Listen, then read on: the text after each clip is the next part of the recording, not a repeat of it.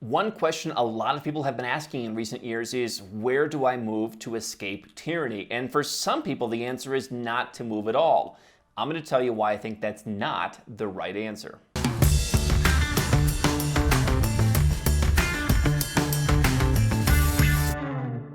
Hi, I'm Andrew Henderson. This is Nomad Capitalist, where we help 7- and 8-figure entrepreneurs and investors legally go where you're treated best.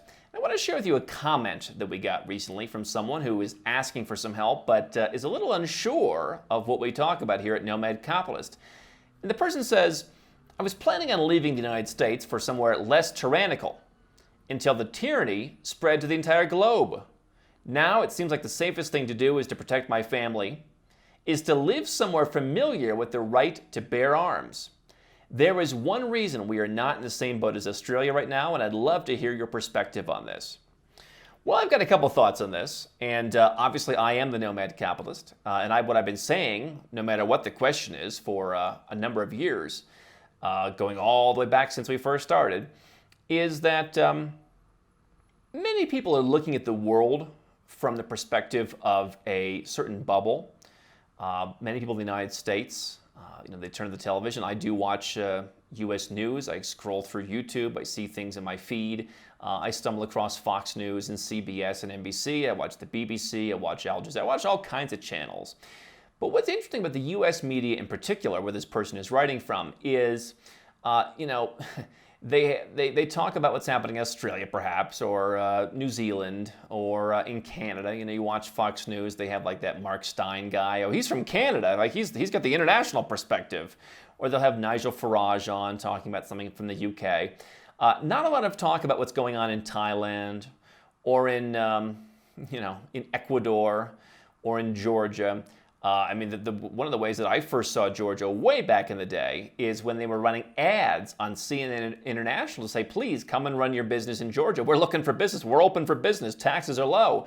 But CNN itself didn't really talk about Georgia. They talked about a brief skirmish that happened there. But beyond that, they're not talking about what's happening there. They're not talking about countries that are free. You might see an occasional article on CNN.com about, hey, here are the 10 countries that opened up to American travelers again this month. But I think that this U.S. versus Australia is a false comparison. Now, I'm not going to get into the politics of the Second Amendment. That's not what we do here. I do believe that certain people, there's two types of people, and I've said this many times. There's people who want to go where they're treated best, and they're willing to do what it takes. They're the same people who have the same ideas that your ancestors did when they moved to the United States or to whatever country you live in now, because they wanted to be treated better. They wanted better economic opportunities, more freedom, what have you. And the other side of the coin is people who I almost think, and I know some people will agree with me, so leave a comment on this. I know some people will disagree. People who are like almost looking to pick a fight. Now, am I in favor of bearing arms? I have many different thoughts on that. Certainly the United States has the Second Amendment. That's a right that the U.S. has. I'm all for it. But my thought is, if your goal is, I'm going to escape tyranny by staying somewhere and using the Second Amendment, how is that going to turn out? I recently talked about how, for me, happiness in life is the driver, increasingly so every year. Versus just how do I pay as little tax as possible. Now, not being raked over the coals by a government that wastes my money, potentially in things I don't agree with, that's very important. That leads to happiness. Never felt that happy being in the U.S. and seeing my money squandered and spent on wars and flushed in the toilet and all kinds of other projects. That didn't make me happy, but I'd be willing to pay some amount of tax. I just don't want to pay 1,000 times more tax than the average person, or 100 times more tax. Let's have it be equitable. And so, in that regard, happiness for me rules. I don't know how happy you are if you're sitting on the top of your roof preparing to pick people off. I don't get that, and I don't know that that's how I want to end. And as much people who are here, some of the haters who are watching think that because I wear sweaters or glasses or whatever, I don't know, style the hair I wear, whatever it is, that people think that I would fold like a cheap tent. I don't think you build multiple businesses and build an audience of tens of millions of people every year across all your platforms and build a company numerous times by being weak. But simply my goal is, I don't want to be pushed out into the rural middle of nowhere. If I'm going to be in the rural middle of nowhere, I'm going to go and live in Ecuador, where really no one's going to leave me alone, where nobody cares, where I'm going to have my llamas and my dogs and my cats, and I'm going to have my bananas, and I'm going to have palm trees and my own freshwater river coming through, and that's a lot more affordable, by the way, than what you'd find in the United States. So if I'm going to go live in the middle of nowhere, I'm not going to do it, sitting on my perch in some rural outpost in the United States. Now, listen, if that's what you want to do, I'm all for it. But for me, I just don't get the point of saying that we're going to stay and fight and we're going to literally use our arms. I also happen to believe, by the way, that a lot of people saying this, they're the same people who say, I'll leave when things get bad enough, and then somehow like things have gone from okay to utterly disastrous in the last 25 years, and there they still are, sitting there on the fence. Again, I'm not here to judge people who don't want to leave.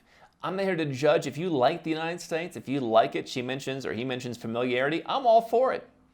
But I really do question, people, is it really going to come to that for people? And is that how you want your life to be?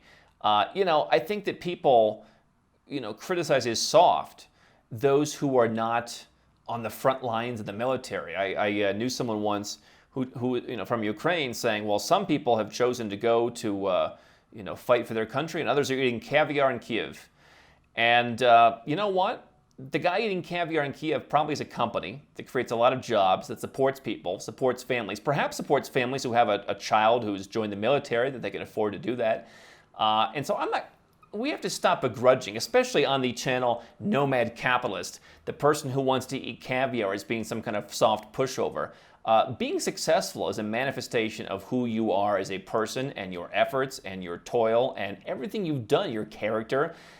This idea that wealth is the one thing you're allowed to pick on, I don't agree with that. So, you know what? Yes, sign me up. I want to be the guy eating caviar at the Michelin star restaurant in the capital city. I do not want to be fighting for my life in the rural outpost. And so the idea of, dealing with tyrants that way, the argument works because of what I said earlier, which is, if you compare the US and Australia, you'll say, oh yeah, of course, everything's falling apart. But if you look at the countries that no one's talking about, you will find places that are free. We recently talked about five free countries that offer pretty cheap second residence.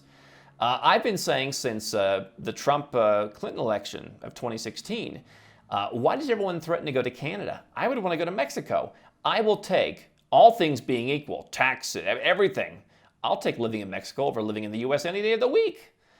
I don't know, why are people so down on Mexico? And yet, in Mexico, you have a number of the same freedoms you do in the United States, but yet things are in other ways much more laid back. You can find the safety that you have in parts of the United States, or you can find some of the danger that you have in parts of the United States and Mexico. And so people kind of look down on Mexico in the United States, which I never understood. But that's a place where you can go, and it's relatively free. When I was in Mexico earlier this year, I mean, you couldn't, you could shake a palm tree and 8 Americans would fall out. They were all down there, and they were all enjoying having more freedom than wherever they were from in the United States.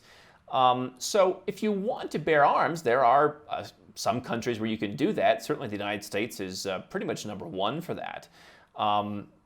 But, if you're moving to Singapore, it's a different perspective. So you can find whatever it is you want somewhere else. I do not agree with this. The tyranny is spread to the entire globe. And I've talked about people who talk about the one world government and all these kinds of things. And listen, obviously there are things that people called conspiracy theories over the years that have been proven true. Just ask Edward Snowden and many other people. But, there are always countries that push back. I read other reports and I see whenever there's a country saying we need to raise taxes and punish the rich, there's some countries saying, why do we want to raise taxes? We want more rich people. Let's bring them in. How do we incentivize them? And that never gets attention. What gets attention is the negativity. What gets attention is the kind of countries that you're familiar with. The fact that Uruguay didn't want to raise taxes, or Malaysia said, we're probably not putting in a wealth tax. No, we already tried that. It failed. That doesn't get attention unless you're digging into the nitty-gritty of this stuff. And I think the same way, there are countries that are pushing back on tyranny. You have places in Eastern Europe that said, we've seen tyranny. We don't want tyranny. We're pushing back on that. You've seen Latin America, which has been relatively open in the last year and a half. And so we can all define tyranny differently. We have to first set the terms. But I believe that you can find a place that suits what you're looking for. That's what Go Where You're Treated Best is all about. Now, what I will say is the countries are becoming different. I have had a couple people who have come to me who are living in, for example, the Cayman Islands. And they're saying, you know what, I'm willing to move to a place like Nicaragua because I want more personal freedom. I don't agree with what they're doing in the Cayman Islands.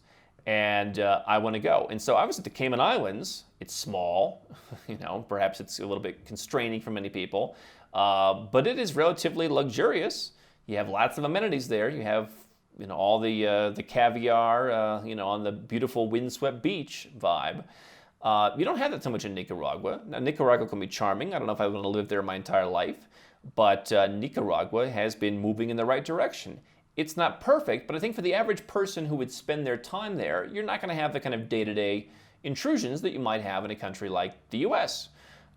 Whatever quote-unquote tyranny exists, perhaps skips over you.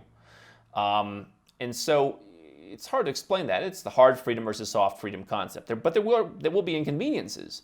I remember I knew a guy in Nicaragua once. He's like, I almost had my water cut off because they kept coming by in my small town. They put the bill under a rock, and I didn't know which rock to look underneath to find my water bill and pay it. So it's going to be a different experience. If you're looking to go somewhere and be totally left alone, you're not going to have Amazon delivering toilet paper to your door. But that doesn't mean that you can't go somewhere to be more free, whatever your definition of that is. And so you can stay in the United States if you like, but I think the idea that everywhere is the same has been debunked time and time again. Don't stop now. We've got well over 1,000 more videos here on YouTube for you to watch and learn how to go where you're treated best. And if you want to work with Nomad Capitalist personally, go to nomadcapitalist.com/apply, learn about our unique, tried and true process, garnered over years of experience, and learn how you can become our client.